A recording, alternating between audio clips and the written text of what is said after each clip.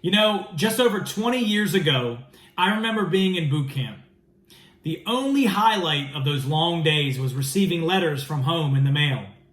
You see, I would get letters from family and friends from my small, supportive, no stoplight town. Letters that expressed support for me.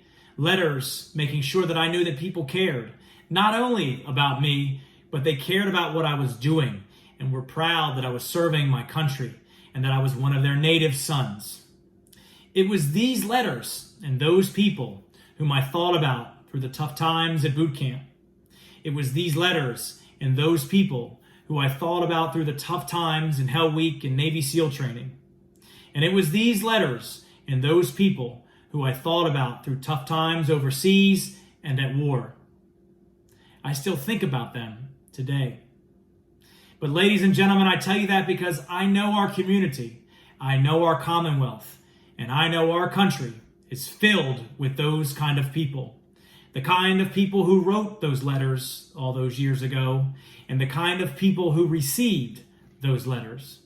The kind of people who run to the sound of the fight, who protect the less fortunate, comfort the sick, and who will never surrender to fear or failure, for their fate is an American one handed down by the sacrifices of their forefathers and the shared values of this nation.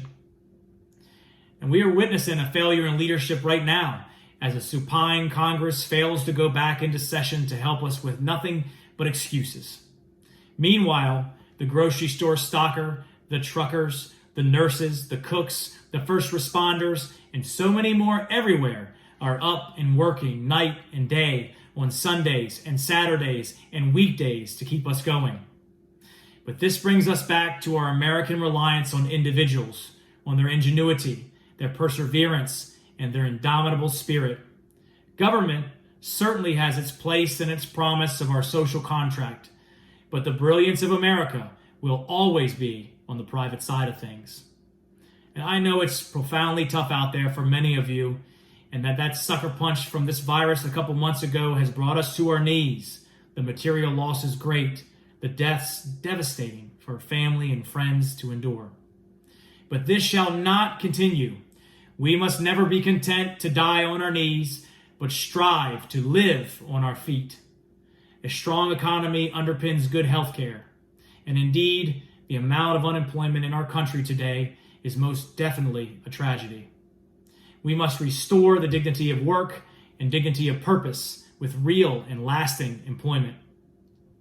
And while we need government leadership and reduction in non-essential spending, and for the government to update their failing systems to better serve us, we need American capital and American labor to come together in common cause of creating critical medical supplies here at home. Americans funding and laboring and building for Americans. The fragilities of the current system have shown their leaks and must be plugged up. We need leadership at all levels of government, at all levels of business, and at all levels of our community to get back up, to dust our knees off, to learn our lessons and press forward. We are never out of the fight, and we must never let fear let our resilience falter.